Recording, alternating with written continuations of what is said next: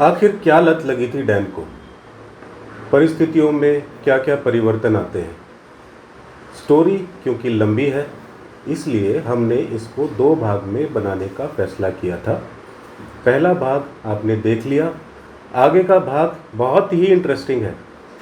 Dan कोशिश करता है कि वो सबको बता दे, वो कोशिश करता है कि पुलिस उसे पकड़ ले, उसके लिए वो क्या क्या कोशिशें करता है। बड़ी इंटरेस्टिंग स्टोरी है, ध्यान से देखिएगा। न्यू इरा वर्ल्ड यानी कि नए युग की नई दुनिया में फिर से आपका स्वागत है।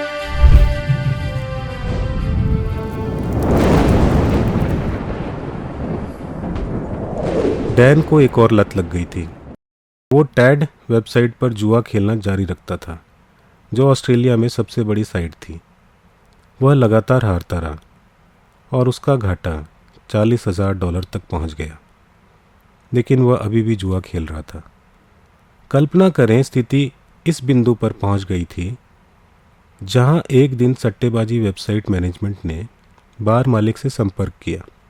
जब डैन अपनी शिफ्ट में आया तो उसने वेबसाइट के एक आदमी के साथ फ़ोन कॉल पर बार मालिक को पाया। वे उसे बता रहे थे कि उनका कर्मचारी वास्तव में बड़ी संख्या में सट्टेबाजी कर रहा है, और वे ये भी मान रहे थे कि डैन उन्हें धोखा दे रहा है क्योंकि बार कर्मचारी ही ग्राहकों के पैसे लेने और उन्हें सुरक्षित रखने और वेबसाइट पर अपना दांव लगाने का इंचार्ज था। इसलिए उन्हें संदेह हुआ कि वह सुरक्षित राशि को तिजोरी में डाले बिना वेबसाइट पर दांव लगा रहा होगा। हालांकि बार मालिक ने व्यक्तिगत रूप से तिजोरी की जांच की और पैसे पाए तो बार मालिक हैरान हो गया, सोच में पड़ गया। यह सिर्फ एक कर्मचारी है मेरा, और मैं जानता हूं कि इसका वेतन कम है, तो इसके पास इतना पैसा कहां से आया? कल्पना कीजिए कि डैन एक दिन में सट्टेबाजी से बार की कुल मंथली कमाई के बराबर अमाउंट के साथ सट्टेबाजी कर रहा था।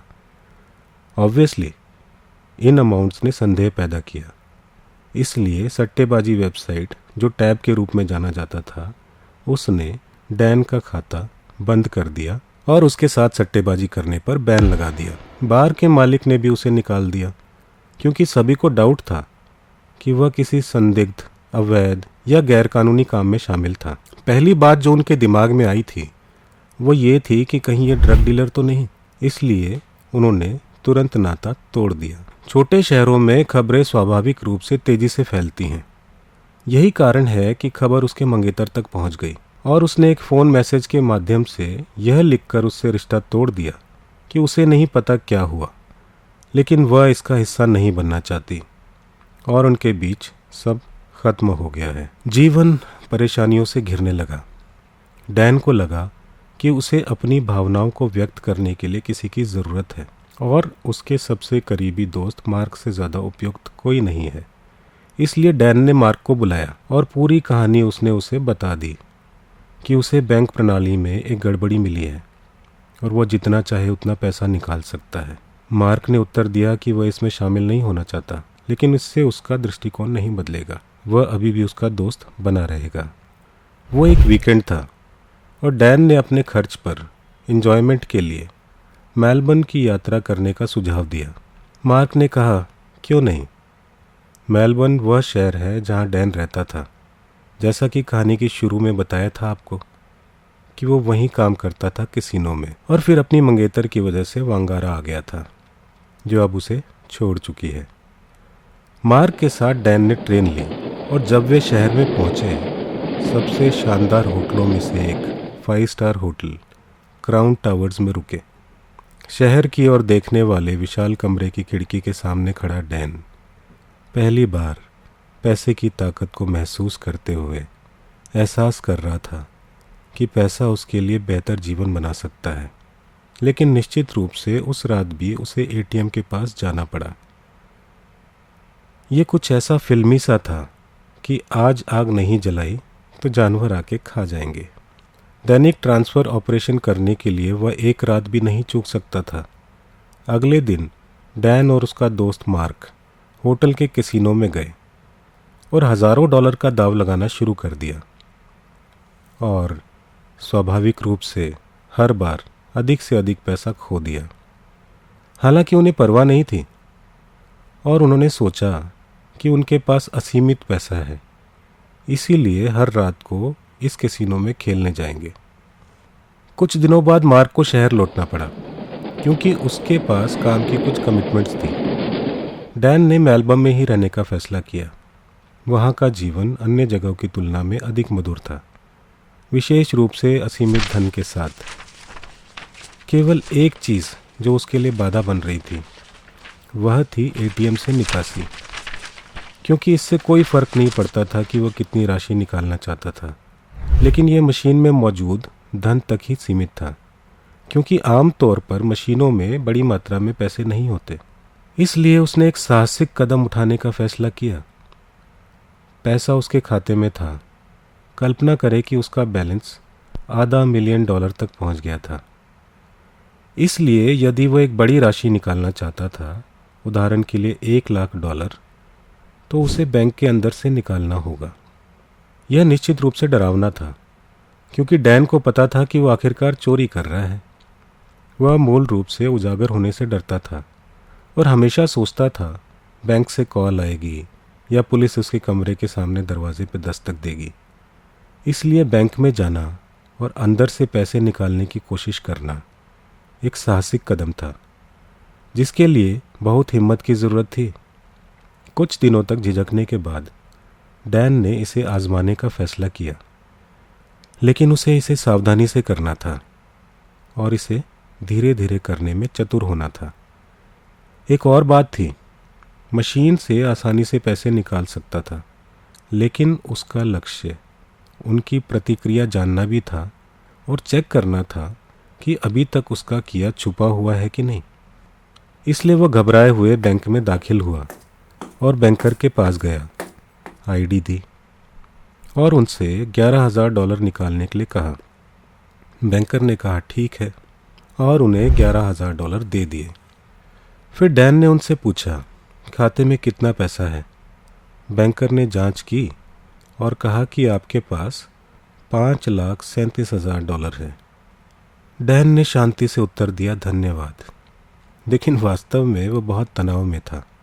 जब अगली बार डैन ने बैंक से बड़ी राशि $20,000 आसानी से निकाली, चीज़ें अब भी अच्छी तरह से हो गई और उसने बिना किसी समस्या के बैंक छोड़ दिया।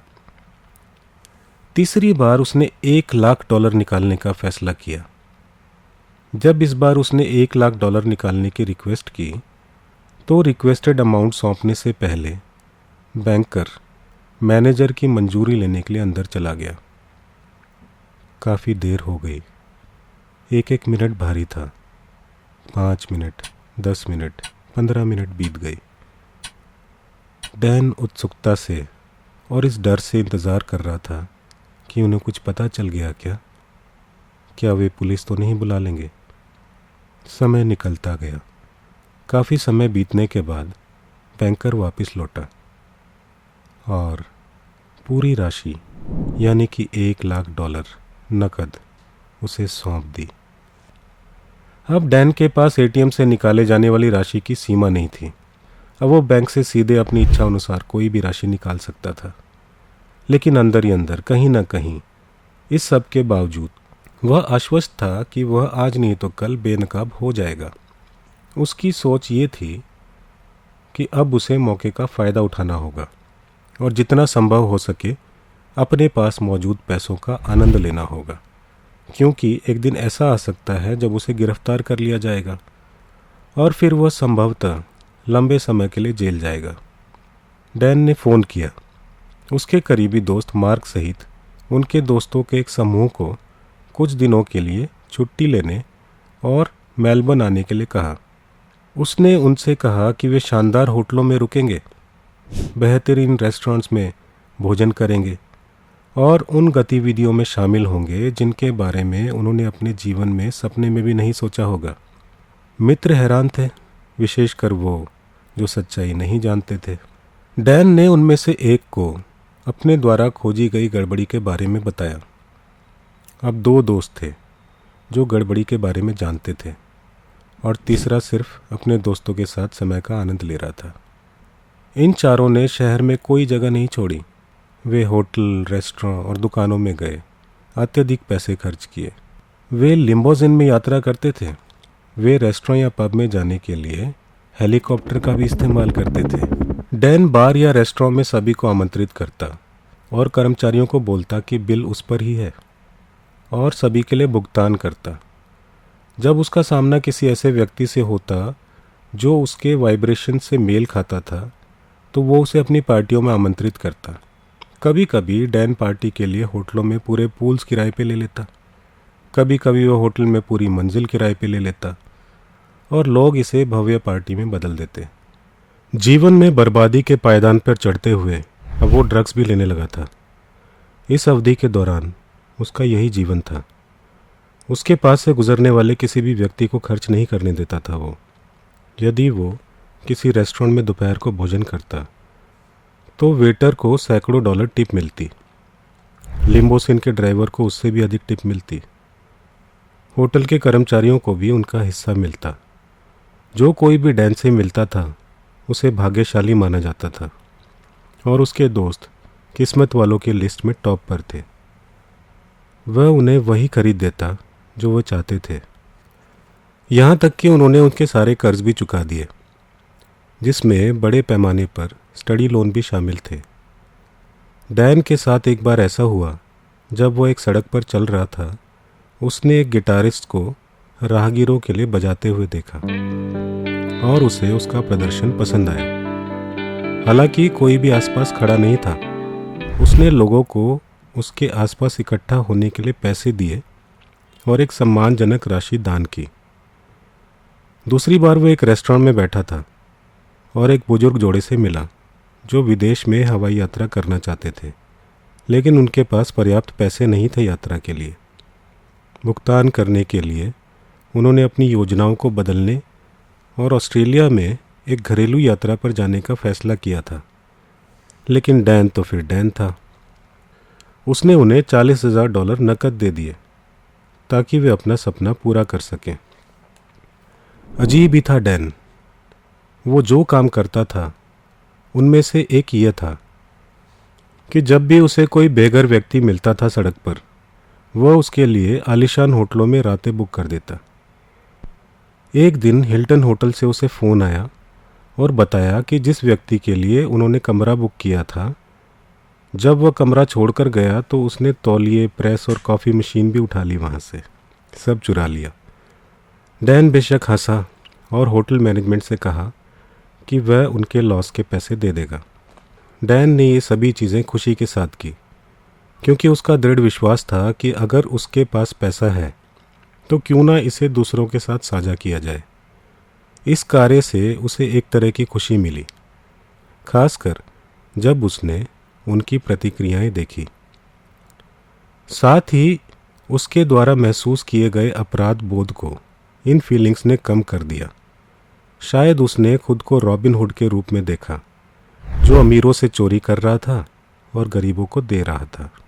हालांकि उसने खुद को अलग नहीं रखा। वह और उसके दोस्त शानदार कपड़ों की दुकानों में जाते, सबसे महंगी चीज़ें खरीदते, सबसे शानदार चीज़ें लेते थे, क्योंकि सबसे महंगे कपड़े और नवीनतम फैशन पहने बिना यह सारा पैसा खर्च करना शायद अजीब लगता। ऐसा उनका मानना था शायद। एक बार डैन एक शानदार रेस्टोरेंट में भोजन कर रहा था, जो सबसे महंगे में से एक था। जब उन्होंने अपना डिनर समाप्त किया तो डैन ने रेस्टोरेंट में सभी टेबलों के बिल का भुगतान किया। हालांकि जो लोग ऐसे रेस्टोरेंट में जाते हैं उन्हें आमतौर पर उनके लिए भुगतान करने के लिए किसी की आवश्यकता नहीं होती। रेस्टोरेंट के कर्मचारी में से एक महिला डैन के पास आई और पूछा, क्या वही है ऑस्ट्रेलिया का सबसे अमीर आदमी? उसने जवाब दिया, नहीं, वहाँ मुझसे भी ज़्यादा अमीर लोग हैं। मेरा मानना है कि मैं सूची में 7वें स्थान पर हूँ। डैन को हर रात एटीएम में पैसे ट्रांसफ़र करने पड़ते थे। अगर वह एक रात चूक जाता तो सब कुछ खराब हो जाता। इसलिए उसने आधी रात से पहले अपने फ़ोन पर अलार्म सेट कर दिया था, ताकि उसे याद दिलाया जा सके कि वह एटीएम पर टाइम पर पहुंच सके। सिर्फ 4 महीने के भीतर डैन ने बैंक से $10 लाख से अधिक की निकासी कर ली थी और बैंक को पता नहीं था कि क्या हो रहा है। आप सोच सकते हैं, यह अनबिलीवेबल, अविश्वसनीय है कि उन्होंने 4 महीने में $10 लाख से अधिक खर्च किए और बैंक को कुछ पता ही नहीं चला। अजीब शख्सियत थी डैन की। एक बार उसने $90,000 में एक प्राइवेट प्लेन किराए पर लिया और इंडोनेशिया में बाल के पास एक द्वीप पर गया और 2 दिनों तक वहाँ रहा। उसने पूरा द्वीप किराए पर ले लिया था। आपको आश्चर्य हो सकता है कि 2 दिन तक वहाँ कैसे रहा। बैंक ट्रांसफ़र के बारे में क्या? खैर, उसके दोस्तों ने बैंक कार्ड चलाए और उन्होंने पूरी यात्रा के दौरान बैंक ट्रांसफ़र को संभाला। इन 4 महीनों में पैसे और शानदार जीवन शैली का आनंद लेने के बावजूद डैन को यकीन था कि किसी भी दिन उसका पर्दाफाश हो जाएगा और बैंक ध्यान देगा कि वह क्या कर रहा था और तुरंत पुलिस को रिपोर्ट होगी। डैन लगातार चिंता और डर में रहता था। उसे नींद नहीं आती थी।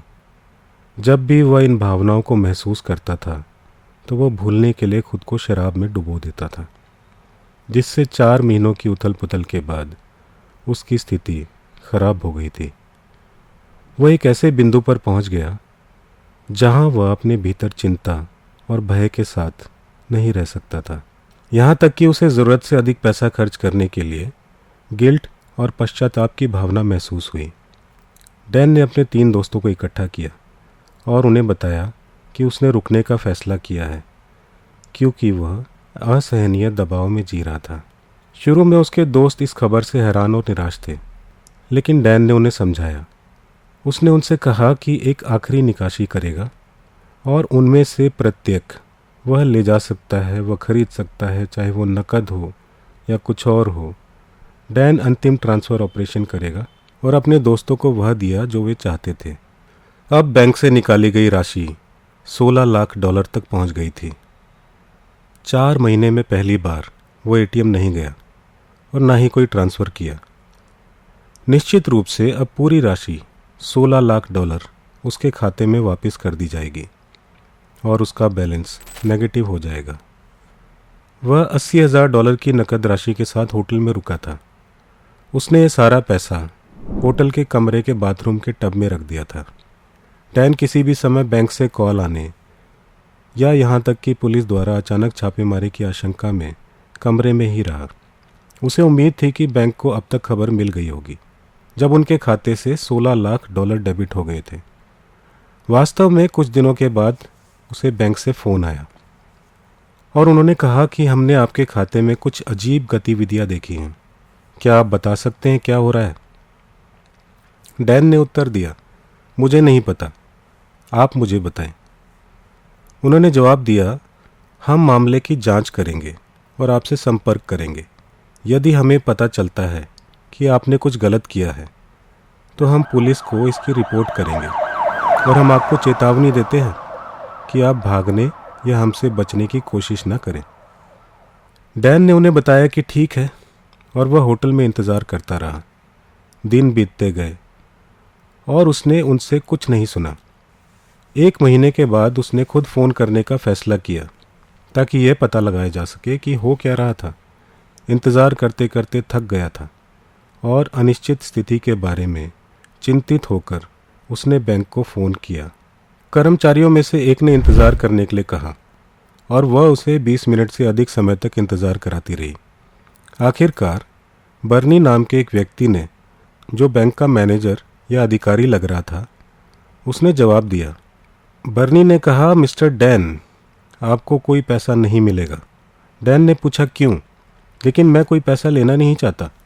मैं सिर्फ यह चाहता हूँ कि आप मुझे बताएं कि क्या हो रहा है। बर्नी ने स्पष्ट रूप से कहा, तुम एक बुरे लड़के हो, जैसे कि एक शिक्षक एक छात्र को डांट रहा था। और डैन ने अंततः माफ़ी भी मांगी। बर्नी ने निष्कर्ष निकाला कि आप जेल जा रहे हैं मिस्टर। मामला पुलिस तक पहुंच गया है और वे जांच कर रहे हैं। आपने अपना जीवन बर्बाद कर लिया है। इस कॉल के बाद डैन को यकीन था कि पुलिस उसे किसी भी समय गिरफ्तार कर लेगी। डैन ने इस बारे में सपने भी देखे। एक रात एक बुरा सपना आया कि वो जिस होटल के कमरे में रह रहा था उसके सामने स्वाट टीम थी। उसे ऐसा लगा उसे लेने आ रहे हैं। वो पसीने से लथपथ हो गया। होटल के दरवाजे की घंटी बजी, लेकिन एक नौकरानी कह रही थी, आप कुछ ताज़ा तौलिए चाहेंगे? डैन होटल के कमरे में बेचैनी से बैठा इंतज़ार कर रहा था कि पुलिस उसे आसानी से ढूंढ लेगी, क्योंकि होटल का रिजर्वेशन उसके नाम पर था। पूरा 1 महीना बीत जाने के बावजूद बैंक से कोई खबर नहीं आई। निराश होकर डैन ने मेलबर्न छोड़ने और वापस लौटने का फैसला किया। वंगारा का छोटा शहर, खासकर जब से उसके पास नकदी कम हो रही थी, वह वहाँ पुलिस के कॉल या समन की उम्मीद में इंतज़ार कर रहा था। लेकिन कई महीने बिना किसी घटनाक्रम के गुजर गए। इस दौरान डैन ने बैंक के साथ संचार बनाए रखा, जिसने उसे लगातार गिरफ्तारी और कारावास की धमकी दी। लेकिन बिना कोई कार्रवाई किए 2 साल बीत गए। ऐसा लग रहा था जैसे बैंक बिना कोई कानूनी कार्रवाई किए उसे केवल धमकियां देकर परेशान कर रहा था। डैन लगातार चिंता और डर की स्थिति में रहता था। उसने मामले के बारे में जानने के लिए कुछ वकीलों से सलाह भी ली, लेकिन वे कोई उपयोगी जानकारी नहीं दे सके, क्योंकि स्थिति अनोखी और अभूतपूर्व थी। डैन 2 साल तक बैंक की लगातार धमकियों को सहते हुए इंतज़ार करता रहा। 2014 की शुरुआत में वह फाइनली अनिश्चित हो गया कि क्या बैंक उसके साथ खेल रहा है या वास्तव में कोई कानूनी कार्रवाई करने में असमर्थ है। मतलब कि 2 साल से अधिक समय हो गया है जब से डैन ने एटीएम से ट्रांसफ़र करना शुरू किया था। डैन को लगा कि वह एक ऐसे बिंदु पर पहुंच गया था जहां वह उस दबाव को सहन नहीं कर सकता था जिसके तहत वह रह रहा था। उसे कैद नहीं किया जा रहा था और ना ही वो स्वतंत्र था। वह खतरे में जी रहा था। इसलिए उसने बैंक से प्रतिक्रिया प्राप्त करने के लिए कुछ और करने का फैसला किया। उसने अपराध बोध और चिंता के परिणाम स्वरूप मनोचिकित्सक से मिलने का फैसला किया।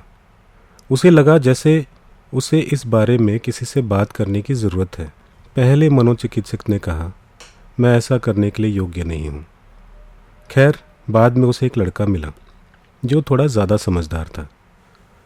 उसने उसे यह नहीं बताया कि क्या करना है, लेकिन उसने उससे कहा कि खुद को बदलना महत्वपूर्ण होगा और इससे अंतरात्मा साफ होगी और यह सुनिश्चित होगा कि तुम आगे बढ़ सको। इसलिए चीज़ों को सुलझाने के प्रयास में उसने मीडिया से संपर्क किया और अपनी कहानी खुद ही साझा करना शुरू किया। उसने ऑस्ट्रेलिया के सबसे प्रसिद्ध समाचार पत्रों में से एक हेराल्ड सन से संपर्क किया, उन्हें अपनी कहानी प्रदान की और उन्होंने उन्हें एक इंटरव्यू के लिए इनवाइट किया। एक रिपोर्टर ने इंटरव्यू लिया। रिपोर्टर ने उसे एक सूट भी पहनाया, एक निजी विमान पर तस्वीरें ली। आर्टिकल वास्तव में पब्लिश हुआ और पहली बार डैन की कहानी दुनिया के सामने आई। लेकिन लेख के पीछे जो उद्देश्य था डैन का, वो पूरा नहीं हुआ। लेख उतना नहीं फैला जो उम्मीद की गई थी। डैन ने मामले को उच्च स्तर पर ले जाने का फैसला किया। इसलिए डैन ने करंट अफेयर्स नामक एक कार्यक्रम से संपर्क किया, जो ऑस्ट्रेलिया में सबसे लोकप्रिय टीवी प्रोग्राम में से एक था। कार्यक्रम के निर्माता और होस्ट डैन की कहानी से उत्सुक थे, इसलिए उन्होंने इनवाइट किया डैन को 1 हफ्ते की फिल्मिंग सेशन के लिए। उन्होंने एक होटल की कारों और एक हवाई जहाज को किराए पर लिया और इस एपिसोड को फिल्माने के बाद बैंक के पैसे का उपयोग करके बिताए गए 4 महीनों के पागलपन के दौरान उनके जीवन को रिप्रेजेंट करने वाले दृश्यों को कैप्चर किया। डैन ने एपिसोड पूरा होने और प्रसारण के लिए तैयार होने तक कई हफ्तों तक उत्सुकता से इंतज़ार किया। डैन उत्साहित था और उत्सुकता से अपनी कहानी को टीवी पर प्रसारित होने का इंतज़ार कर रहा था। अब कार्यक्रम के लिए निर्धारित समय आखिरकार आया तो लाखों लोगों ने इसे देखा। रिपोर्ट आई, लेकिन पूरी कहानी को संक्षिप्त कर दिया गया था, जिसमें सभी विवरण शामिल नहीं थे। मामले के सार को व्यक्त किया, लेकिन हुआ यह कि कहानी के अंत में डैन आश्चर्यचकित हो गया। वो तब जब शो होस्ट ने अजीब बातें कहीं। उसके खिलाफ गिरफ्तारी का वारंट है और उसे वर्तमान में भगोड़ा माना जाता है, और यदि किसी को उसके स्थान या ठिकाने के बारे में जानकारी है तो उसे पुलिस को सूचित करना होगा। डैन वहाँ बैठा हैरान होकर सोच रहा था कि ये क्या हो रहा है। उसके पास कब से गिरफ्तारी का वारंट है और वो कब से भगोड़ा बन गया? वो तो खुद एक हफ्ते तक चलने वाले फिल्मांकन सत्र के लिए गया था, तो उसे अचानक वांछित भगोड़ा कैसे मान लिया गया? डैन को विश्वास नहीं हो रहा था कि अगर वे उसे गिरफ्तार करना चाहते तो वह स्वेच्छा से आत्मसमर्पण कर देता। हालांकि उसे इस बात पर विश्वास नहीं हो रहा था कि कार्यक्रम के निर्माता, जो पेशेवर पत्रकार माने जाते हैं, उनके बारे में कहानियां गढ़ रहे थे और दावा कर रहे थे कि वह कहानी को और दिलचस्प बनाने के लिए भाग रहा है। मैं भाग रहा हूँ, डैन ने सोचा। कितनी अजीब दुनिया है। उसी रात एक प्रोग्राम प्रसारित हुआ। प्रोग्राम के एक प्रोड्यूसर ने डैन को ईमेल किया कि उनसे मिलकर अच्छा लगा और उम्मीद है डैन प्रोग्राम से सेटिस्फाइड होगा। हालांकि डैन खासकर स्टोरी के लास्ट वाले पार्ट से खुश नहीं था। खैर, प्रोड्यूसर ने मेल लिखा कि डैन अगर वो फ़ोटो वीडियो वगैरह लेना चाहता है तो अगले वीरवार टीवी स्टेशन आ सकता है। डैन को तुरंत एहसास हुआ कि यह एक जाल था और उसने सोचा कि वे ये सब क्यों कर रहे थे, लेकिन किसी भी तरह वह इस मामले को ख़त्म करना चाहता था। जब गुरुवार आया तो वास्तव में वो टेलीविज़न स्टेशन गया और जैसे ही वह अंदर दाखिल हुआ, उसे हैरानी हुई ये देखकर कि बड़ी संख्या में कैमरामैन हर दिशा से उसके आसपास थे।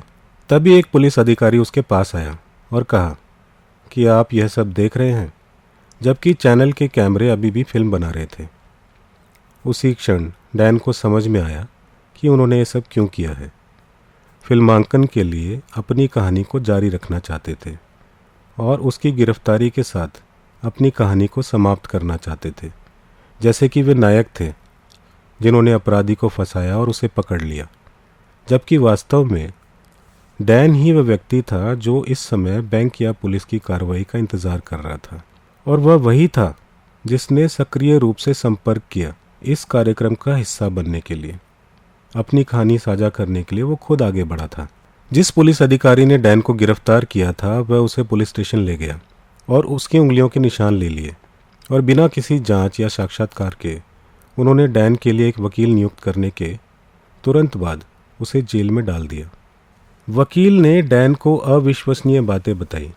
पहली बात यह कि जिस पुलिस अधिकारी ने उसे गिरफ्तार किया था वह मामले की जांच नहीं कर रहा था। वह एक्चुअली टीवी कार्यक्रम निर्माता का दोस्त था और निर्माता ने उसे संपर्क किया और डैन को गिरफ्तार करने के लिए कहा, जिसका अर्थ यह है कि अधिकारी घटनास्थल पर आया था केवल कैमरे के सामने दिखावा करने के लिए। उसे मामले के बारे में कुछ पता नहीं था, इसलिए कोई जांच या साक्षात्कार नहीं हुआ।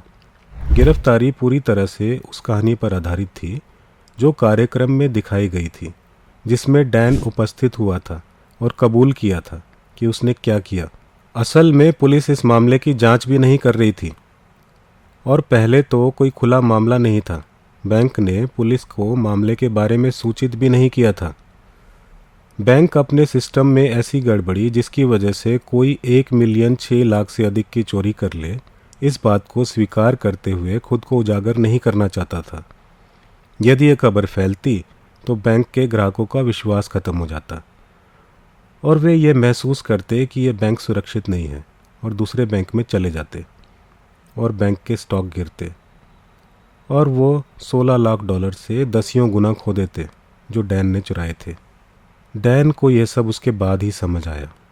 एक डॉक्यूमेंट्री इंटरव्यू में किसी ने उनसे पूछा, क्या वह अभी भी रकम अपने पास रखे हुए हैं, चाहे नकद में हो या उन्होंने इसे किसी विदेशी बैंक खाते में ट्रांसफ़र कर दिया हो।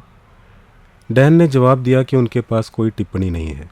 सबसे अधिक संभावना है कि उनके पास अभी भी रकम है या हो सकता है कि निकाली गई रकम के बराबर हो, क्योंकि $16 लाख वह राशि है जो उसने घोषणा की थी कि उसने निकासी की है। बैंक ने तो अपनी ओर से कोई आंकड़े जारी नहीं किए थे, इसलिए वास्तविक राशि अधिक हो सकती थी। हो सकता है कि उसने खुद पर ध्यान आकर्षित करने से बचने के लिए इसे कम करने की कोशिश की हो। उससे यह भी पूछा गया कि यदि खुद को अंदर नहीं किया होता तो भागने की योजना होती।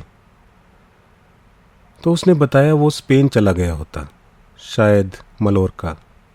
शायद सारा पैसा अन्य बैंकों में नहीं बल्कि कैसीनो में स्थानांतरित कर देता, क्योंकि वहाँ बहुत सारे कैसीनो हैं और यदि आप उनमें पैसा जमा करते हैं तो अपने ग्राहकों के बारे में, उन्हें कितना पैसा मिला है इस बारे में बात नहीं करते।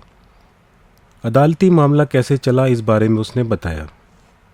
मुझे लगा कि मैं पूरी तरह से फंस जाऊंगा, लेकिन अदालत अजीब थी, क्योंकि कोई भी वास्तव में यह नहीं समझ पाया कि मैंने किया क्या है, ना न्यायाधीश ना अभियोजक।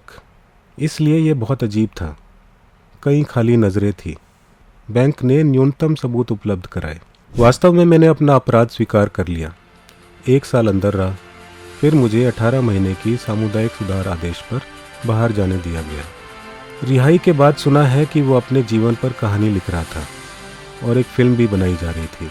थोड़ा रिसर्च करके कमेंट कीजिएगा कि आगे क्या होगा।